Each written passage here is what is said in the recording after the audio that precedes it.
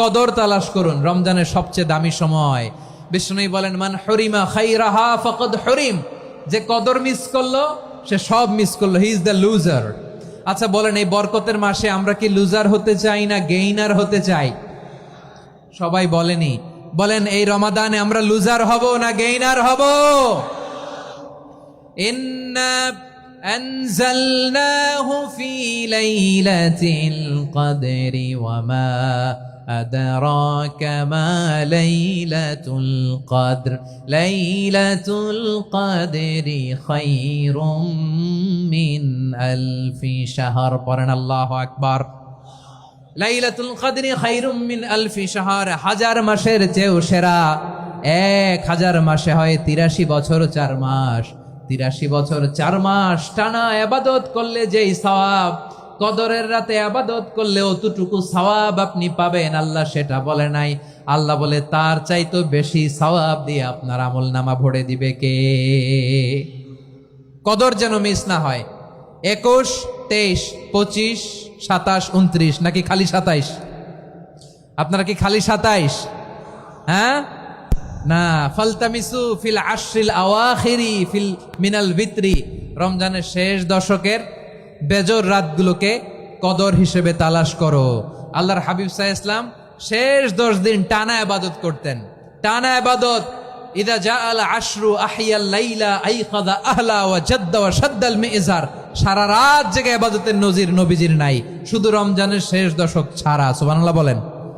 নিজেও ঘুমাতেন না, ফাতেমা রাদিয়াল্লাহু তাআলা আনহু, আলী রাদিয়াল্লাহু তাআলা আনহু কাউকে ঘুমাতে দিতেন না, সবাইকে জাগিয়ে তুলতেন। আমরা সারা রাত জেগে ইবাদত করব, রাজি আছেন তো? কদর যেন আমাদের মিস না হয়। আজকে থেকেই ক্যালেন্ডারে মার্ক করে রাখেন, সব কাজ পেছনে ফেলে, সব ব্যস্ততাকে পেছনে ফেলে ইবাদতের জন্য আমরা প্রস্তুত থাকবো কদরের রাতে। কোনোভাবে কদর যেন আমাদের মিস না হয়, ইনশাআল্লাহ। বলেন তো সবাই? প্রিয় ভাইয়েরা, আপনার আমল আল্লাহর কাছে কবুল হবে সংখ্যার বিচারে না উত্তমতার বিচারে? বলেন তো, সংখ্যার বিচারে না উত্তমতার বিচারে? উত্তমতার বিচারে। কত চমৎকার ভাবে আপনি আল্লাহর সামনে দাঁড়াতে পারছেন এটা বিবেচ্য। রুকু সেজদাগুলো সুন্দরভাবে করবেন, রুকু থেকে সোজা হয়ে দাঁড়ানো ওয়াজিব, 2 সেজদার মাঝখানে সোজা হয়ে বসা ওয়াজিব। এই তা'দিলুল আরকান বাদ দিলে হানাফি মাযহাব মতে সৌ সেজদা দিতে হবে, অন্য মাযহাব মতে নামাজই হবে না, আপনি নামাজই হবে না। এই জন্য ধীরস্থির ভাবে তারাবির সালাত যেন আমরা আদায় করি। পারা যাবে তো ইনশাআল্লাহ? 3 নাম্বার, তাহাজ্জুদের সালাত আদায় করুন। বছরের অন্য সময় উঠতে পারি না, অনেকে বলে হুজুর উঠতে পারি না, কিন্তু রমাদানে সাহারি খাওয়ার জন্য তো ওঠাই লাগে। কি বলেন, সাহারি খান আপনারা? হ্যাঁ খান না? খান কে কে দেখি তো? মাশাআল্লাহ মাশাআল্লাহ। এই সুন্নত পালনের জন্য 1 নাম্বার। মাশাআল্লাহ, ঠিক আছে, পালন করবেন। আল্লাহর হাবিব বলেন, তাসাহহারু ফা ইন্না ফিস সাহুরি বারাকা, তোমরা সাহারি খেও, কেননা সাহারির ভেতরে বরকত ঢুকায় দিয়েছে কে?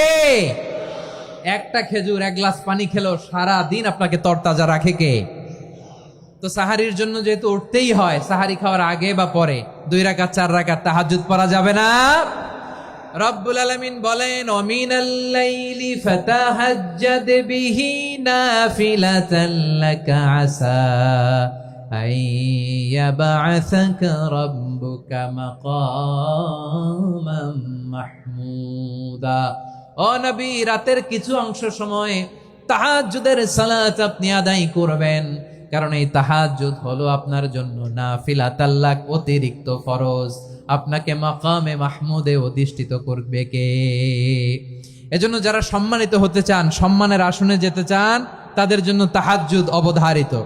আমরা রমজানে সাহারির আগে তাহাজ্জুদ পড়তে চাই কি চাই না? এই নামাজটারে আল্লাহ বড্ড ভালোবাসেন, কেন জানেন? কারণ গভীর ঘুমকে স্যাক্রিফাইস করে আমরা এই নামাজ পড়ি। ঘুমের আরবি জানা আছে কারো? ঘুমরে আরবিতে কি বলে? অনেকগুলো আরবি আছে। একটা আরবি হচ্ছে নুআস, তন্দ্রা, তন্দ্রা, আমানাতান নুআসা কোরআনে এসেছে। আরেকটা আছে ঝিমুনি, ঝিমুনি, এইভাবে ঝিমুনি আসে ঘুমের আগে, এটারে বলে সিনা। এটারে কি বলে? সিনা। স্বাভাবিক ঘুমকে আরবিতে বলে নাউম। স্বাভাবিক ঘুমকে কি বলে? এই সিনা আর নাউমকে আল্লাহ এক আয়াতে এনেছেন, লা তাখুযুহু সিনাতু ওয়ালা নাউম। আল্লাহর তন্দ্রা নাই, ঘুম নাই, ঘুমের আগে যে তন্দ্রা আছে ওইটাও নাই। তাহলে নুআস, সিনা, নাউম পেলাম। আরেকটা ঘুমের আরবি হচ্ছে হুজুদ। চাঁপাইনবাবগঞ্জ, আওয়াজ করে বলেন আরেকটা ঘুমের আরবি কি? হুজুদ। এটা মাঝরাতের ঘুম, শেষ রাতের ঘুম, যেই ঘুমটা বড্ড মজা লাগে। কাঁথা টেনে টেনে, ব্ল্যাঙ্কেট টেনে টেনে আরেকটু ঘুমাইতে মন চায়, আরেকটু, আর 1 মিনিট, আর 2 মিনিট, এরকম একটা মজার ঘুম শেষ রাতে আছে না নাই? এই শেষ রাতের ঘুম, এই হুজুদের ঘুমকে স্যাক্রিফাইস করে যেই সালাত পড়া হয়, ওই সালাতের আরবি নাম হচ্ছে সলাতুল হুজুদ বা সলাতুত তাহাজ্জুদ। চিল্লায় বলেন আল্লাহু আকবার। এজন্য আল্লাহ তাআলা এই তাহাজ্জুদের সালাতকে এত পছন্দ করেন। পড়বেন তো রমাদানে। 4 নম্বরে মুক্ত হস্তে দান করুন, মুক্ত হস্তে দান করুন। ওয়ামা আতাইতুম মিন যাকাতিন তুরিদুনা ওয়াজহাল্লাহি ফাউলাইকা হুমুল মুদঈফুন। তোমরা মনে করো না যাকাত দিলে তোমাদের সম্পদ কমে যায়, এটা ভেবো না, বরং তোমরা আল্লাহর খুশির জন্য যে যাকাত দাও, তারপরে তোমার যে সম্পদ থাকে ওই সম্পদের মধ্যে প্রবৃদ্ধি দান করে কে? আপনি মনে করছেন দিলে কমে? চাঁপাইনবাবগঞ্জের ভাইয়ের আওয়াজ করে বলেন, দান করলে কি সম্পদ কমে নাকি বাড়ে? আওয়াজ করে বলেন, কমে না বাড়ে? বাড়ে। যেটা দান করেন, কামাসালি হাব্বা আম্বাতাত সাবআ সানাবিলা ফি কুল্লি সুম্বুলাতিন মিয়াতি হাব্বা। 1 টাকা দান করলে এটা চারা বীজের মতো, রূপে দিলে 7টা শীষ, প্রতি শীষে হয় 100 শস্য দানা। আল্লাহ যারে চায় এরকম বাড়ায় দেয়, প্রবৃদ্ধি দেয়। সুবহানাল্লাহ। এজন্য মুক্ত হস্তে দান করতে রাজি আছেন? আগে আগে জাকাত ক্যালকুলেট করে রাখেন। আপনার জাকাত বর্ষ যদি পরেও হয়, দেরি করেও হয়, ধরেন যে প্রতি বছর মুহররমে দেন, আপনি আগে দিতে পারবেন। জাকাত অগ্রিম আদায় করা যায়। সুবহানাল্লাহ বলেন। বিষ্ণু ইসা ইসলাম রমাদানে এত দান করতেন, কানা আজওয়াদান নাস, কিন্তু রমাদানে আজওয়াদুন নাস আজওয়াদু বিল খাইরি মিনার রিহিল মুরসালা। প্রবাহিত বাতাসের চেয়ে বিশ্বনবী আরো বদান্যতা বেড়ে যেত। প্রবাহিত বাতাস যেমনি সবাইরে বাতাস দেয়, আস্তিক নাস্তিক মুমিন কাফির সবাইকে শীতল করে দেয়, তেমনি নবীজির রমাদানের দান ছিল এমন, কেউ নবীর কাছে চেয়ে ফিরে গিয়েছে এর নজির নাই। জোরে বলেন সুবহানাল্লাহ। রমাদানে দান করব, ইফতার শেয়ার করব।